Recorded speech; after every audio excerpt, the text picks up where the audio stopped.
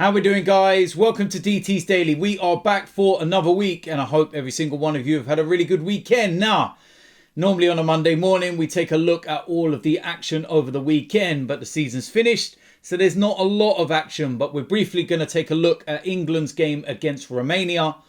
We're also going to take a look at the back pages and what's going on in the world of football.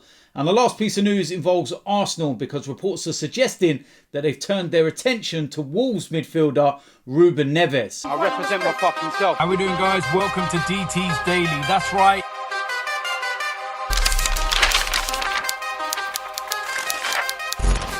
So the first place we're going to start is England against Romania, the final warm-up game before the Euros start. And I'll tell you something, if that game was anything to go by, then we may as well pack our bags and go home, because that was just a poor performance. Standout performer, Jack Grealish. What an unbelievable player he is, man. He is the closest thing I've seen in terms of natural, technical ability to Paul Gascoigne. He is just unreal. Unreal. And James Ward-Prowse as well, I thought had a good performance. And if there's one place still up for grabs, then I think that he could well stake his claim. There's going to be some question marks over Jordan Henderson and his fitness. Missed the penalty as well. I don't even know why he took it, to be honest with you. But I just don't think he looks ready. And that goes all against everything that Gareth Southgate was preaching on about. You know, players have got to be in form. They've got to be fit. There's going to be no passengers, etc., etc. Well, there we go. But yeah, overall, it wasn't a great performance. Marcus Rashford was captaining the side. He scored the only goal of the game from the penalty spot. The big talking point was the fans inside the stadium booing England taking the knee. But yes, just doesn't look great. And I know there's players missing, because you've got the Chelsea and Manchester City and United players not involved at the moment. But they're going to have to hit the ground running, to be fair, because it starts in a week's time. And I just don't think we look that great. And I ain't got any confidence in Gareth Southgate as a manager. And I just haven't got any expectations at all. But yeah, it's one of those. Stand out, like I said, with Jack Grealish and James Ward-Prowse as well. Very, very good. And he is definitely somebody that, could be knocking on the door. And also the goalkeeper as well. What a performance that was. And one save in particular. And I'd rather him than Dinosaur Hands. No, I don't want Pickford in goal, man. Seriously. But listen, next piece of news. We're going to go into the papers. And of course, there's loads going on in the world of football. The transfer window hasn't opened yet. Arsenal fans are in absolute meltdowns. Yeah. Daily Mirror have said that Manchester United have been told it will cost them 81.5 million to sign Jadon Sancho. Hurry up and sign him. Just been dragging for about a year and a half now, isn't it? Just get it done or not. Tottenham will seek further talks with Ajax boss Erik ten Hag after their move for Antonio Conte collapsed on Friday. So Tottenham fans, one moment absolutely buzzing, thinking that they were going to be bringing in Conte. And then obviously he's looked at the project and the plans and he's like, nah, see ya. Marcus Rashford is planning to undergo surgery after Euro 2020, leaving Manchester United fearing the star striker will miss the start of next season if England make it all the way to the final at Wembley next month. Now, if he's got a problem, then why is he playing? Especially if it's a problem that requires surgery. You see what I'm saying? Manchester City are confident that club captain Fernandinho will still be at the Etihad next season. Virgil van Dijk will be the Netherlands' chief cheerleader during the Euros after being ruled out of the tournament by injury. I think that was, pretty obvious that he wasn't going to be, involved in everything else, and he'll be back for Liverpool next season. He will. The Mail, Chelsea are open to offloading Hakim Ziyech this summer after just one season with the club. And reports are suggesting that teams in Italy are interested. I'd have him at Arsenal, to be fair. Sean Dyche is poised to sign a new contract at Burnley this week as 4 Premier League clubs seek to fill managerial vacancies. And before you say it in the comment section, no, I don't know, because no, I'm not Sean Dyche. The Sunday Times, England are growing increasingly concerned that Harry Maguire will miss all 3 of their European Championship group games because of his ankle injury. There you go. Another point in question. Why is he there? Bring a defender in that's fully fit and ready and available. Leave Harry Maguire at home if he's not ready. Simple. Wales are taking special precautions with Aaron Ramsey for fear that he may suffer a thigh injury and miss the European Championship finals. Biggest problem with Aaron Ramsey is injuries, especially, muscular injuries.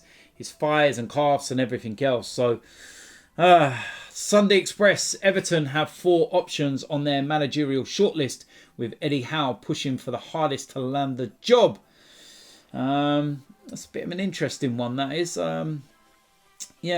Daily Star have said that Manchester United are set for a huge windfall after a savvy piece of business should Wilfried Zaha leave Crystal Palace this summer. So obviously when he was at Manchester United and he went back to Palace, they obviously put some kind of percentage of sell-on in there, etc, etc. So they're obviously going to get some money for nothing. But that's pretty much with the back pages. I think you've all seen the news over the weekend. Emi Buendia looks like he's on his way to Aston Villa. What I will say about that situation is that I've seen absolute meltdowns from Arsenal fans. And my advice to you is don't let Arsenal ruin your summer. Honestly, we've been locked up for the last year because of COVID and everything else. Don't let it ruin your summer. Now we're starting to get back to a bit of normality. Go out and enjoy yourself.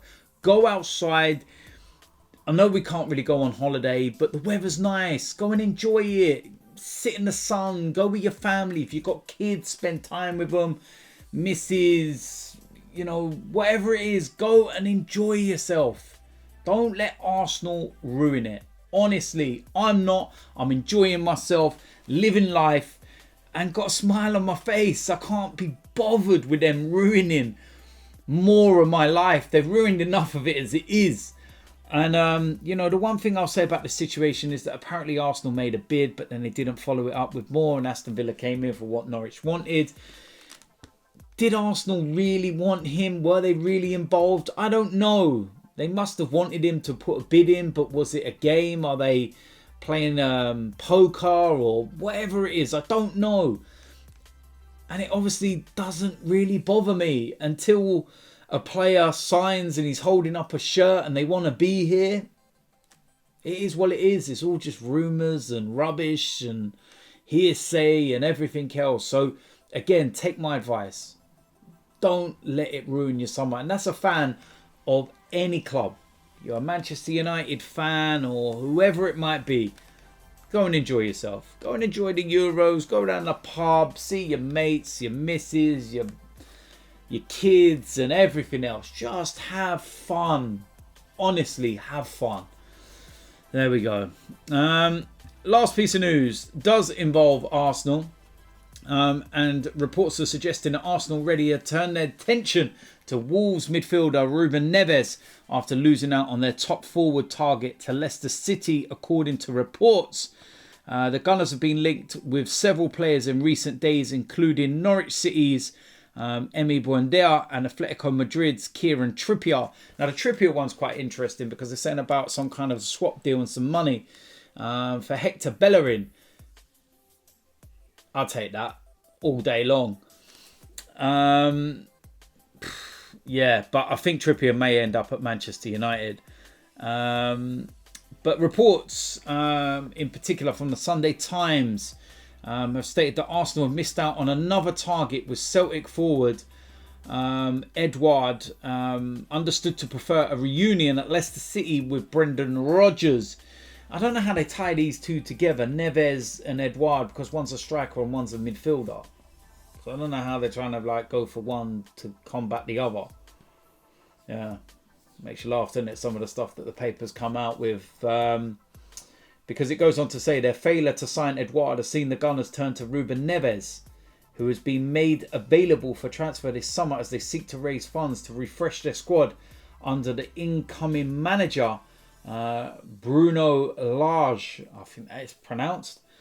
Wolves rejected a bid of 60 million euros at the end of Neves' first season in the Premier League, while their valuation back then was said to be 80 million euros. Well, you're not going to get that for him, that's for sure. And this is the thing. Look at this statistic. Neves scored 5 goals and contributed 1 assist in his 36 Premier League appearances for Wolves last season.